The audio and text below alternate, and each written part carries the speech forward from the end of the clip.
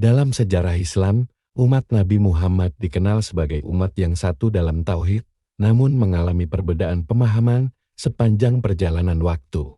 Salah satu hadis yang paling sering dibahas adalah hadis tentang umat Islam yang akan terpecah menjadi 73 golongan. Hadis ini sering dikutip dalam ceramah dan perdebatan, namun tidak semua orang memahami konteksnya secara ilmiah. Salah satu redaksi hadis berbunyi, artinya, Yahudi terpecah menjadi 71 golongan, Nasrani 72 golongan, dan umatku akan terpecah menjadi 73 golongan. Dalam riwayat lain disebutkan, semua di neraka kecuali satu. Ketika para sahabat bertanya siapa golongan itu, Nabi menjawab, apa yang aku dan para sahabatku berada di atasnya. Hadis ini diriwayatkan dalam Sunan Tirmizi, Abu Dawud, dan Ibnu Majah, dengan penilaian hasan hingga sahih menurut banyak ulama hadis.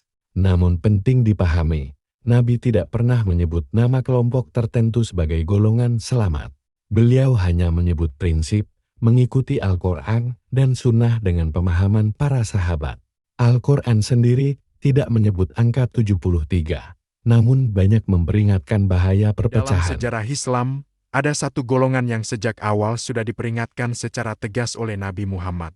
Golongan ini dikenal dengan nama Khawarij, yang berarti orang-orang yang keluar dari barisan kaum muslimin, dan keluar dari ketaatan kepada pemimpin yang sah. Khawarij muncul pertama kali pada masa Khalifah Ali bin Abi Thalib. Kemunculan mereka berkaitan dengan peristiwa besar, yaitu Perang Siffin dan proses tahkim atau arbitrase. Sekelompok pasukan Ali menolak tahkim dan mengangkat slogan, tidak ada hukum kecuali milik Allah. Kalimat ini benar secara lafaz, namun disalahgunakan maknanya. Ali bin Abi Thalib berkata, kalimat yang benar, namun dimaksudkan untuk kebatilan. Inilah ciri utama Khawarij, menggunakan dalil Al-Quran, namun dengan pemahaman yang sempit dan kaku. Tokoh awal Khawarij diantaranya adalah Abdullah bin Waqi'ah Rasibi. Mereka mengkafirkan Ali bin Abi Thalib, Muawiyah, dan kaum muslimin yang tidak sepaham. Bahkan, mereka menghalalkan darah sesama muslim, namun membiarkan kaum non-muslim. Rasulullah telah meramalkan kemunculan Khawarij jauh sebelum mereka benar-benar muncul.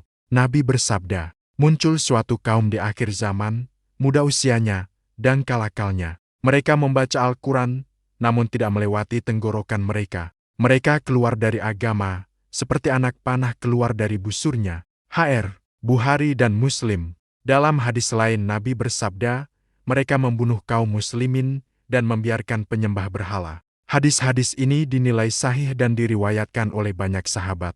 Para sahabat Nabi sangat keras dalam menyikapi Khawarij. Ali bin Abi Thalib berdebat dengan mereka terlebih dahulu, mengirim Ibnu Abbas untuk berdialog secara ilmiah.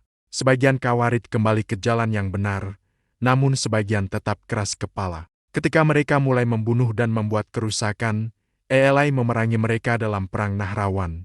Mayoritas Khawarij tewas dalam peperangan tersebut, namun pemikiran mereka tidak sepenuhnya hilang. Ibnu Umar berkata, mereka mengambil ayat yang turun untuk orang kafir, lalu diterapkan kepada kaum muslimin. Imam Ahmad bin Hanbal menyatakan, Khawarij adalah ahli bidah yang paling berbahaya. Imam Nawawi menjelaskan, bahaya Khawarij terletak pada semangat ibadah tanpa ilmu. Ahli tafsir menegaskan, ayat-ayat tentang berhukum dengan hukum Allah tidak boleh dipahami secara terpisah dari sunnah.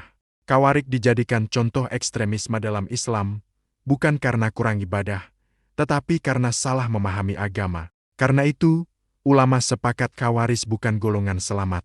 Hadis Nabi tentang mereka adalah peringatan agar umat Islam menjauhi sikap ekstrem dan tetap berjalan di jalan tengah. Dalam sejarah Islam, salah satu perbedaan terbesar yang sering dibahas adalah antara Sunni dan Syiah. Perbedaan ini bukan sekadar politik, melainkan berkembang menjadi perbedaan teologis yang cukup mendasar. Namun penting ditegaskan sejak awal, keduanya sama-sama mengakui Al-Quran sebagai kitab suci dan Nabi Muhammad sebagai Rasul terakhir.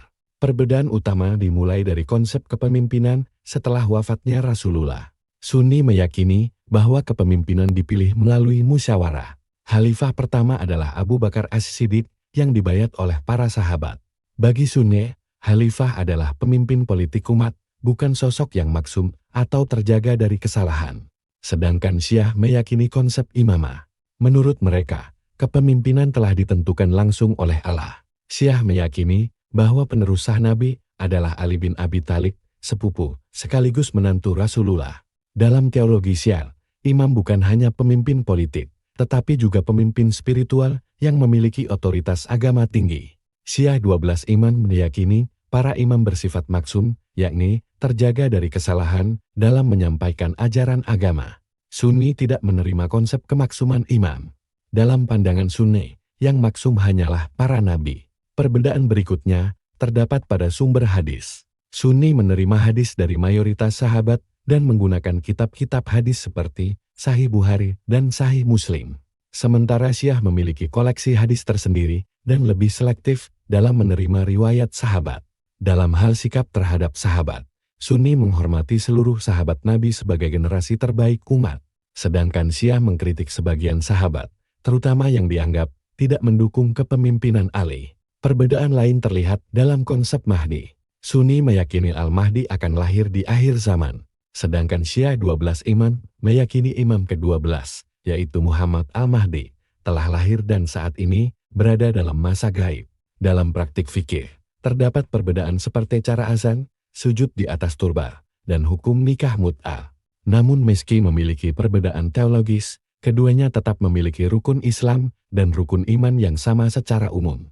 Sejarah menunjukkan bahwa perbedaan ini berawal dari konflik politik, kemudian berkembang menjadi sistem teologi yang berbeda. Memahami perbedaan ini penting agar umat Islam tidak terjebak pada prasangka dan permusuhan. Ilmu seharusnya melahirkan kedewasaan, bukan kebencian. Semoga penjelasan ini menambah wawasan dan membuat kita lebih bijak dalam memahami sejarah dan teologi Islam.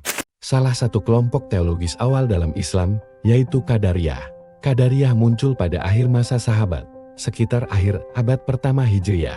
Tokoh awal yang sering disebut dalam literatur sejarah adalah Ma'bad al-Juhani.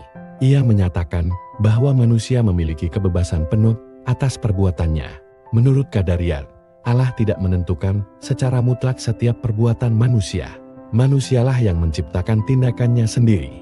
Pandangan ini muncul sebagai reaksi terhadap kekuasaan politik saat itu, yang sering menggunakan takdir sebagai pembenaran tindakan zalim. Qadariyah ingin menekankan keadilan Tuhan. Jika manusia dipaksa, maka bagaimana mungkin ia dihukum? Namun mayoritas ulama Ahlus Sunnah menolak pandangan ini, karena dalam akidah Islam, iman kepada takdir adalah bagian dari rukun iman.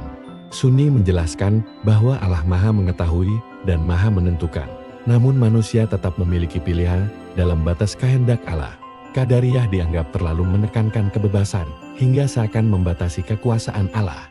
Sebagian riwayat bahkan menyebutkan mereka sebagai majusi umat ini, karena dianggap menolak takdir. Namun dalam perkembangan sejarah, gagasan Qadariyah memengaruhi munculnya aliran rasionalis berikutnya. Pelajaran penting dari Qadariyah adalah bahwa memahami takdir harus seimbang antara kehendak Allah dan tanggung jawab manusia. Setelah Qadariyah, muncul kelompok yang berada di sisi ekstrem sebaliknya, yaitu Jabariyah. Nama Jabariyah berasal dari kata jabr, yang berarti paksaan. Tokoh yang sering dikaitkan dengan aliran ini adalah Jahm bin Safwan.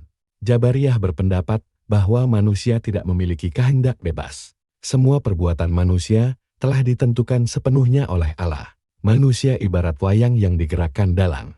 Pandangan ini berlawanan dengan Qadariyah. Jika Qadariyah terlalu menekankan kebebasan, Jabariyah terlalu menekankan determinisme. Mayoritas ulama Sunni menolak keduanya. Karena jika manusia dipaksa sepenuhnya, maka pahala dan dosa menjadi tidak adil. Ahlus Sunnah mengambil posisi tengah, yang dikenal dengan konsep kasb. Artinya, Allah menciptakan perbuatan, namun manusia memilih dan mengusahakannya. Dengan demikian, takdir tetap diimani, namun tanggung jawab manusia tetap ada. Sejarah menunjukkan bahwa ekstrem dalam memahami takdir melahirkan dua kutub besar ini. Pelajaran dari Jabariyah adalah pentingnya keseimbangan antara iman kepada takdir dan kesadaran akan tanggung jawab pribadi. Kelompok berikutnya adalah Murji'ah. Murji'ah muncul sebagai reaksi terhadap kerasnya sikap Khawarij. Jika Khawarij mengkafirkan pelaku dosa besar, Murji'ah mengambil sikap sebaliknya. Bagi mereka, status iman seseorang tidak bisa dinilai di dunia berdasarkan amalnya. Konsep utamanya adalah irja, yang berarti menunda. Mereka menunda penilaian atas status seorang mukmin hingga di hadapan Allah di hari kiamat. Urusan dosa diserahkan sepenuhnya kepada Allah. Pandangan ini memiliki beragam tingkatan. Murji'ah yang moderat mengatakan iman adalah keyakinan di hati dan ucapan di lisan, namun amal tidak termasuk bagian darinya. Sementara kelompok yang lebih ekstrem bahkan menyatakan bahwa perbuatan maksiat sebesar apapun tidak akan merusak iman, sebagaimana ketaatan tidak akan memberi manfaat bagi kekafiran. Ini berbeda dengan akidah Ahlus Sunnah wal Jamaah yang meyakini iman mencakup keyakinan, perkataan, dan perbuatan, serta dapat bertambah dan berkurang. Secara politik, sikap netral Murji'ah ini berjasa meredam konflik dan gelombang pengkafiran yang marak di masa-masa awal Islam. Meski pandangan teologisnya banyak dikritik oleh mayoritas ulama, Murji'ah menjadi bagian penting dari dinamika pemikiran Islam. Pelajaran besarnya tetap sama, ekstremisme, baik terlalu keras maupun terlalu longgar, selalu membawa konsekuensi besar. Kelompok berikutnya adalah Murji'ah. Murji'ah muncul sebagai reaksi terhadap kerasnya sikap Khawarij. Jika Khawarij mengkafirkan pelaku dosa besar, Murji'ah mengambil sikap sebaliknya. Bagi mereka, status iman seseorang tidak bisa dinilai di dunia berdasarkan amalnya. Konsep utamanya adalah irja, yang berarti menunda. Mereka menunda penilaian atas status seorang mukmin hingga di hadapan Allah di hari kiamat. Urusan dosa diserahkan sepenuhnya kepada Allah. Pandangan ini memiliki beragam tingkatan. Murji'ah yang moderat mengatakan iman adalah keyakinan di hati dan ucapan di lisan, namun amal tidak termasuk bagian darinya. Sementara kelompok yang lebih ekstrem bahkan menyatakan bahwa perbuatan maksiat sebesar apapun tidak akan merusak iman, sebagaimana ketaatan tidak akan memberi manfaat bagi kekafiran. Ini berbeda dengan akidah Ahlus Sunnah wal Jamaah yang meyakini iman mencakup keyakinan, perkataan, dan perbuatan, serta dapat bertambah dan berkurang. Secara politik, sikap netral Murji'ah ini berjasa meredam konflik dan gelombang pengkafiran yang marak di masa-masa awal Islam. Meski pandangan teologisnya banyak dikritik oleh mayoritas ulama, Murji'ah menjadi bagian penting dari dinamika pemikiran Islam. Pelajaran besarnya tetap sama, ekstremisme, baik terlalu keras maupun terlalu longgar, selalu membawa konsekuensi besar. Mari kita membahas Mu'tazilah, sebuah aliran teologi rasional dalam sejarah Islam. Mu'tazilah muncul pada awal abad kedua Hijriyah di kota Basrah. Tokoh awal yang sering disebut adalah Wasil bin Atta. Nama Mu'tazilah berarti yang memisahkan diri. Mereka dikenal dengan pendekatan rasional dalam memahami ayat-ayat Al-Quran. Mu'tazilah memiliki 5 prinsip utama. Pertama, tauhid yang sangat ketat, hingga menolak sifat-sifat Allah yang dianggap menyerupai makhluk. Kedua, keadilan Tuhan, di mana manusia sepenuhnya bertanggung jawab atas perbuatannya. Ketiga, janji dan ancaman Allah pasti terjadi. Keempat, posisi di antara dua posisi, yakni pelaku dosa besar tidak mukmin sempurna, namun juga bukan kafir. Kelima, amar ma'ruf nahi munkar yang bisa sampai pada perlawanan terhadap penguasa zalim. Salah satu kontroversi terbesar adalah pandangan bahwa Al-Quran adalah makhluk. Pandangan ini menimbulkan perdebatan hebat dengan ulama Ahlus Sunnah. Setelah perdebatan panjang antara Mu'tazilah dan kelompok tekstualis, muncul pendekatan baru yang disebut Asy'ariyah. Pendiri aliran ini adalah Abu Al-Hasan Al-Asy'ari. Menariknya, beliau sebelumnya adalah pengikut Mu'tazilah. Kemudian, beliau keluar dan menyusun metode teologi baru. Asy'ariyah berusaha menengahi antara rasionalisme Mu'tazilah dan pendekatan literal ekstrem. Dalam soal sifat alam, Asy'ariyah menetapkan sifat tanpa menyerupakan dengan makhluk. Dalam masalah takdir, mereka mengenalkan konsep kasyf, artinya Allah menciptakan perbuatan, namun manusia mengusahakan dan memilihnya. Dengan pendekatan ini, Asy'ariyah menjadi arus utama teologi Sunni. Banyak ulama besar kemudian mengikuti pendekatan ini. Dalam sejarahnya, Asy'ariyah berkembang luas di wilayah Timur Tengah, Afrika Utara, dan Asia Tenggara. Pendekatan ini dianggap sebagai bentuk keseimbangan antara akal dan wahyu. Selain Asy'ariyah, ada satu lagi aliran teologi Sunni yang cukup berpengaruh, yaitu Maturidiyah. Pendiri aliran ini adalah Abu Mansur al-Maturidi. Beliau hidup di Samarkand, wilayah Asia Tengah. Maturidiyah memiliki kemiripan dengan Asy'ariyah, namun dengan pendekatan rasional yang sedikit lebih luas. Dalam masalah akal, Maturidiyah memberi ruang lebih besar untuk mengetahui keberadaan Tuhan melalui rasio, namun tetap menempatkan wahyu sebagai sumber utama. Dalam soal takdir, Maturidiyah juga mengambil posisi tengah, tidak seperti Qadariyah, tidak pula seperti Jabariyah. Maturidiyah banyak dianut di wilayah Turki, Asia Tengah, dan Asia Selatan. Bersama Asy'ariyah, Maturidiyah menjadi pilar utama teologi Sunni Klasik. Dari perjalanan sejarah ini, kita melihat bahwa perbedaan teologi sering muncul sebagai respons terhadap situasi zaman. Ekstremitas melahirkan ekstremitas lain, namun umat Islam terus mencari jalan tengah antara teks dan akal, antara takdir dan tanggung jawab.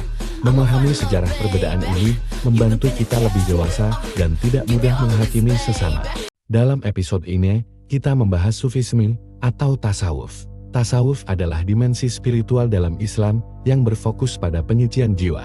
Tujuannya adalah mendekatkan diri kepada Allah melalui zikir, muhasabah, dan akhlak. Tokoh awal tasawuf antara lain Hasan al-Basri dan Rabi'ah al-Adawiyah. Dalam perkembangannya, lahir berbagai tarekat seperti Naqsyabandiyah dan Qadiriyah. Sufisme tidak selalu terpisah dari Sunni maupun Syiah. Banyak ulama fikih dan hadis juga merupakan sufi. Namun dalam sejarah, sebagian praktik tasawuf mendapat kritik dari kalangan lain. Perdebatan terjadi seputar tawasun, ziarah kubur, dan bentuk zikir tertentu. Meski demikian, tasawuf berperan besar dalam penyebaran Islam di Nusantara. Pendekatan spiritual yang lembut memudahkan masyarakat menerima ajaran Islam. Inti tasawuf sejatinya adalah akhlak dan keikhlasan. Dalam memahami perbedaan, penting membedakan antara tasawuf sebagai akhlak dan praktik yang mungkin menyimpang dari ajaran pokok. Kita sampai pada episode terakhir dari seri 73 golongan dalam Islam. Hadis tentang perpecahan umat diriwayatkan dalam berbagai kitab hadis. Sebagian riwayat menyebutkan umat Islam akan terpecah menjadi 73 golongan dan satu golongan disebut selamat. Para ulama berbeda pendapat dalam memahami hadis ini. Sebagian menafsirkannya sebagai peringatan, bukan legitimasi untuk saling mengkafirkan. Golongan yang selamat dijelaskan sebagai yang mengikuti ajaran Nabi dan para sahabatnya. Namun sejarah menunjukkan, klaim kebenaran sering menimbulkan konflik. Pelajaran terpenting adalah kembali kepada Al-Quran dan Sunnah dengan ilmu dan akhlak. Perbedaan teologis tidak selalu berarti permusuhan. Ulama besar sepanjang sejarah sering berbeda pendapat, namun tetap saling menghormati. Ekstrem dalam agama adalah akar banyak perpecahan. Keseimbangan antara teks, akal, dan akhlak adalah jalan yang lebih aman. Memahami sejarah perbedaan membuat kita lebih dewasa sebagai umat. Semoga seri ini menambah wawasan dan menjauhkan kita dari sikap saling menyalahkan. Wassalamualaikum warahmatullahi wabarakatuh. Hadis tentang 73 golongan sering membuat umat Islam bingung, harus mengikuti yang mana agar selamat.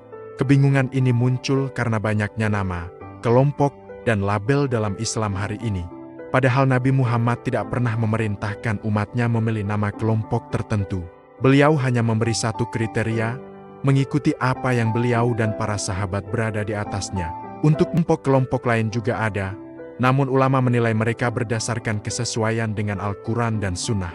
Yang perlu ditegaskan, tidak satu pun nama kelompok yang secara otomatis menjamin keselamatan. Golongan yang selamat dikenali dari cirinya, bukan dari labelnya. Ciri-ciri itu adalah mengikuti Al-Quran dan Sunnah, sesuai pemahaman para sahabat, tidak berlebih-lebihan, tidak meremehkan agama, dan tidak mudah mengkafirkan, menjaga akhlak, adil kepada yang berbeda, dan mengutamakan persatuan umat. Imam Ibn Taimiyah menegaskan, Ahlus Sunnah adalah kelompok yang paling adil, bahkan kepada lawannya.